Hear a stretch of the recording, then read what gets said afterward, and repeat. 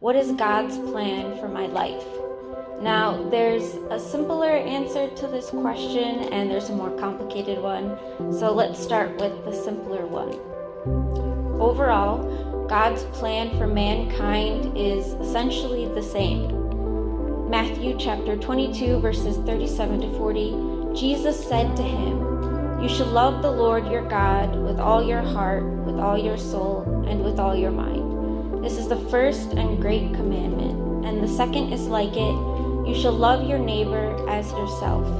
On these two commandments hang all the law and the prophets." In general, what God wants us to do with our lives is to love Him and to love others. This is the definition of true success in our lives and something we have to remind ourselves of every day. Now comes the more complicated answer to this question. What is God's specific plan for you and for me? Think about all the important life decisions that you've had to make, like what career will you pursue? What house will you buy? I know for me, when I was applying for jobs, I was so overwhelmed with the number of companies out there that I was thinking, which company should I work for? And I remember praying that God would give me some kind of sign to specifically tell me what He wanted me to do. Like if He could just set a bush on fire and then speak to me through that, telling me what He wanted me to do. However, you can imagine there was no burning bush, and it just felt like there was silence. And it's at times like this where the concepts of God's sovereignty and man's free will come to mind. For example, have you ever thought that when you have some decisions to choose from, do your decisions really matter? Like whether you choose A or B, won't what God has planned happen anyway? Or has God already predestined what decision and outcome will happen? Well, let's look into both ideas a little bit more. When we talk about God's sovereignty, we're saying that God is all-knowing, past, present, and future. God is in control of everything. And when we talk about man's free will, we're talking about man's freedom to make decisions. Now, when we look at both of these ideas, saying God is in control of everything, and man has the freedom to make decisions, they seem like two separate ideas, like they can't happen at the same time. Either God is completely in control, or I am freely making my decisions.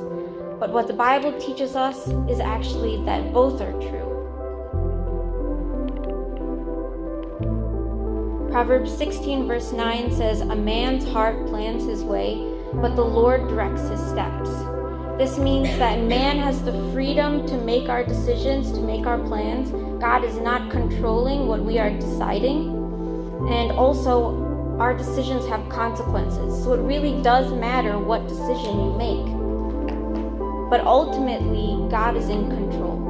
And it may sound like we had less freedom than we thought we did, but this is actually a really great thing, because how many of us know for 100% certainty what the best decision is for our lives? Or how many of us know what all the future consequences will be of the decisions that we make? None of us do. Only God knows, and that's why it's so great that He's the one that's in control. Now coming back to the question, what is God's specific plan for you and for me? I don't know. When it comes to God's plans, including His sovereignty and free will, and making sense of how those are both happening at the same time, it's really beyond human comprehension. In fact, the more I tried to study this, the more confused I got. But the big picture of what God wants us to know is clear in the Bible, and that's this. When it comes to making decisions in your life, just do it. The Bible tells us to seek wise counsel and to pray to God. And just do it, knowing that God is ultimately in control. How great is it to know that you have the freedom to make choices in your life and know that your life is not completely dependent on you. There's a God that's watching over you while you're sleeping, whatever you're doing, God is there and He is watching over you and your life. And in case you're worried about making a decision that you'll regret in the future, Remember Romans 8 verse 28.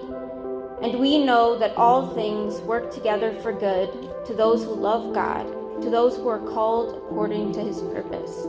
So let's focus on loving God and seeking his purpose and continue making decisions in our lives for the glory of God. That's all I wanted to share today. God bless you.